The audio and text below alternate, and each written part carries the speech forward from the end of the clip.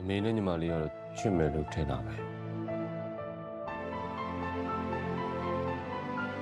မောင်တိုနီကသမီးကိုသဘောကျနေအောင်ကြားပြီ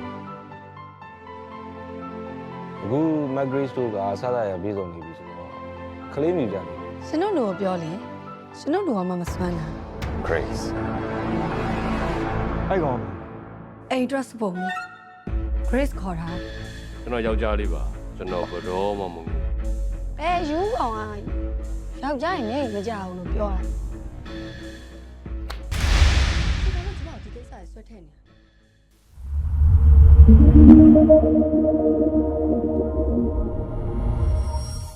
Deviant think different.